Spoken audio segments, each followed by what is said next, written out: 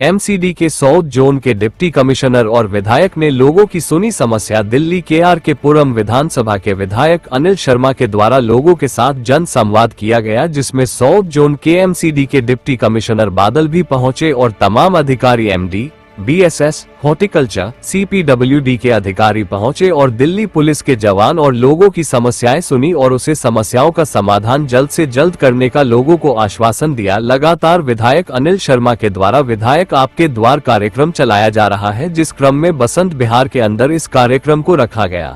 आप लोगों का इंटरनल इशू है। मैं यहाँ पे क्लैरिफाई कर रहा हूँ कि हमारी तरफ से कोई उसको ऑथराइजेशन नहीं दिया गया है। उसको हमने भी नहीं दिया ऑथराइजेशन, आरडब्ल्यूए ने दिया, उनसे खोलते हैं हम। और जो पार्क्स के रखरखाव की बात है, तो अभी तक हमारे पास जो थोड़ा सा लास्ट ईयर, जो हमारा लास्ट फाइनेंशियल ईयर में जो हमारे पास हॉर्टिकल्चर का जो बजट था, वो किसी दूसरे काम के लिए डाइवर्टरी अप्रोप्रिएट हो गया था दूसरे काम के लिए। तो अभी फ्रेश बजट हमारे पास 390 करोड़ का समथिंग आया है एमसीडी के पास में। तो उसमें हम इस जो हमारे यहाँ के साउथ जोन के और बसंत विहार के जो पार्क्स हैं इन पर्टिकुलर, उनको मैं प्रायोरिटी भी लेकर के उनको मैं कराऊंगा। और जो आपका जो पीपीपी मोड वाला पेमेंट का है, इसको भी हमारे पास लिस्ट शायद आप लोगों के यहाँ से आ चुकी है, आरडब्ल्यूए के थ्रू मेरे पास लिस्ट आई थी, तो उसको भी हम लोगों ने प्रोसेस करके हेड ऑफिस भेज दिया है। अब मुझे वहाँ फॉलोअप करना पड़ेगा। हाँ, लाइट्स का तो भारद्वाज जी बताइए। लाइट्स का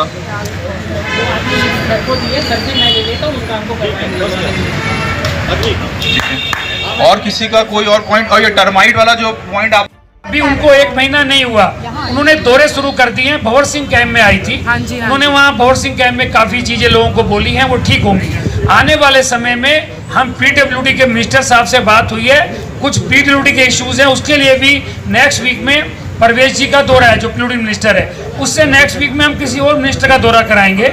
और डीसी साहब तो इतने पॉजिटिव ऑफिसर हैं, मतलब मैं ये नहीं कि सामने बैठे हैं, मैं गारंटी से कह सकता हूं कि जो काम आपने लिखवाए हैं एकदम ठीक नहीं होंगे, परंतु आने वाले 1 महीने में जो दोबारा मीटिंग करेंगे तो आप खुद कहेंगे कि बहुत फर्क आया है, क्योंकि डीसी साहब बहुत पॉजिटिव ऑफिसर है। पहले भी मैंने इनके साथ काम किया, नजफगढ़ भी रहे हैं सर, यहाँ भी हैं, और सारी टीम जो बैठी है ये अच्छा काम करेगी। एसएचओ साहब का जो पॉइंट आया है, खासकर जो पार्कों में दारू लोग पी रहे हैं, उन पे मुझे लगता है 2-3 दिन में ही वो अंदर जाएंगे और वो ठीक हो जाएंगे, ऐसा मैं जो विश्वास है सर करेंगे। और अभी हमारे मंडल अध्यक्ष जी, आप भी स्वागत करते हैं यार, आप मेन आदमी हो, आपसे तो रह गया यार। ये हमारे यहाँ के ब्लॉक, मैं साक्षी कुमार हूँ, मैं डी ब्लॉक की सेक्रेटरी हूँ, एक्टिवली वर्क कर रही हूँ अपने ब्लॉक के लिए।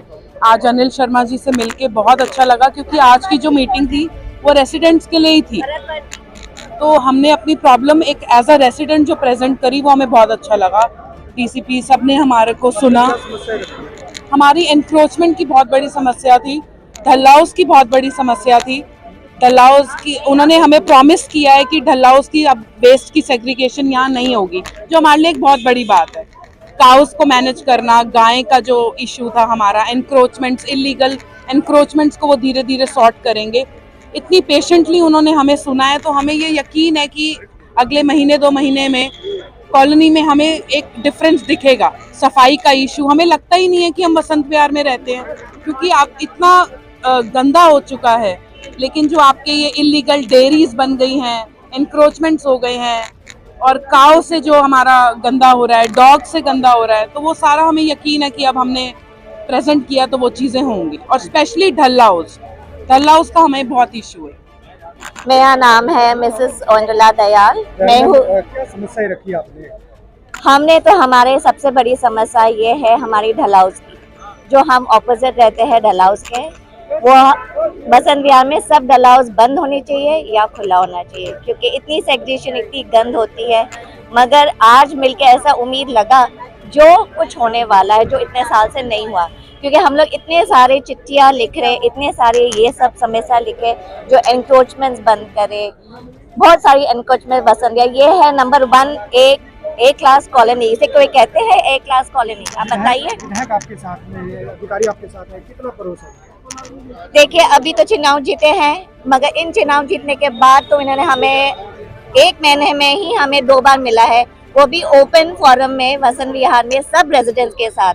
पहले बाल हुई है केंद्र कलाई में, वहाँ पर भी हम सब बैठ के मिले हैं। अब पूरी बसंत विहार की सोसाइटी आई है बात करने के लिए, सबसे मेन प्रॉब्लम जो है पानी की समस्या, जो ए क्लास सोसाइटी है ढलाउस के और एनक्रोचमेंट, उम्मीद है जो हम ये लोग कुछ करेंगे। पुरम के अंदर हम लगातार कुछ ना कुछ ऐसी मीटिंग्स कर रहे हैं। आज वसंत विहार के अंदर हमारे डीसी साहब, हमारे एसएचओ साहब, अन्य जितने भी डिपार्टमेंट थे, जल बोर्ड के, पीडब्ल्यूडी के सभी डिपार्टमेंट के साथ हमने यहाँ मीटिंग की है और जो उनकी समस्याएं रूबरू सब लोगों ने यहाँ रखी है और डीसी साहब ने, उनके नीचे एससी साहब, सब लोगों ने उसका जवाब भी दिया है कि जल्दी से जल्दी उन समस्याओं को हल करेंगे। और मुझे लगता है कि ये विधायक आपके द्वार जो हमने नारा दिया था, लोगों से कहा भी था, उसी के उसमें हमने ये पहल खुद सीनियर ऑफिसर के साथ मीटिंग करने की है। इसके अलावा अलग अलग एरिया में मैं लगातार जब से चुनाव जीता हूँ राउंड ले रहा हूँ, इलाके में बैठ रहा हूँ और मुझे लगता है आने वाले समय में बहुत जल्दी इन समस्याओं का हल होगा।